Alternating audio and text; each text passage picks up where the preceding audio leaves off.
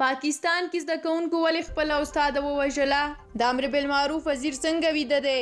هلمند کې څه شوي دي؟ روسیې څه ویلي دي؟ دا او ډېر نور مهم خبرونه په همدې ویډیو کې کتلی شئ، خو د لا زیاتو ویډیوګانو لپاره مو چینل درسره سبسکرایب کړئ.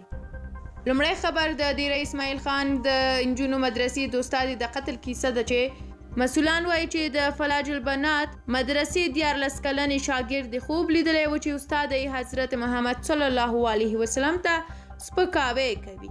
د خوب او سپکاوي کیسه یې نور استادانو ته کړې ده. هغوی خپلې استاد د ملګرې نه په همدې خبره سر غوڅ کړی دی.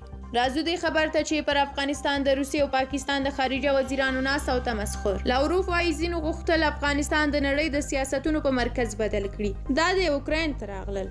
قریشي بیا ویلي دي د افغانستان موضوع نوره ختمه ده، پر هغې نور بحث ته اړتیا نشته.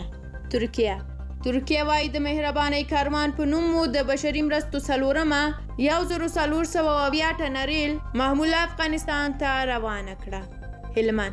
د هلمند د اطلاعات او کلتور رئیس حافظ راشد وایي چې د نیک محمد او جاوید په نومونو 2 کسانو تر لفظي شخړې وروسته د امان الله په نوم یو کس د ډبرو په ګزارونو وژلی دی. هغه وایي د وژل شوي کس قاتلین یې نیولي او د اسلامي امارت عدلي او قضایي ارګانونو ته یې سپارلی دی.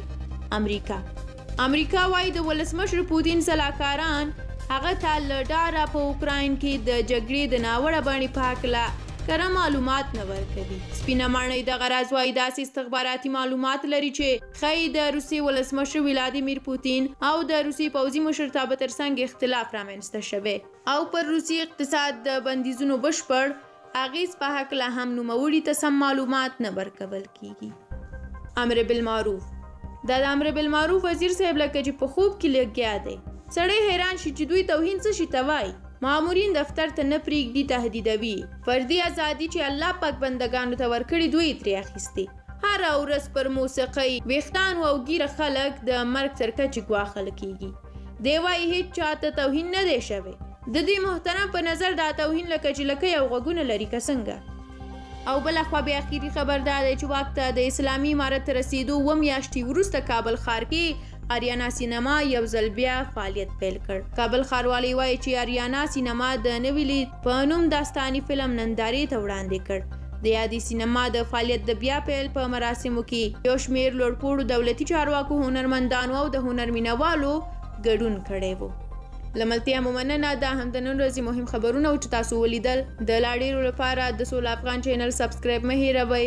زه په بلې ویډیو کې بیا راځم، تاسو ته نوي خبرونه راوړم، تازه خبرونه. تر هغه تاسو ښه وخت ولرئ.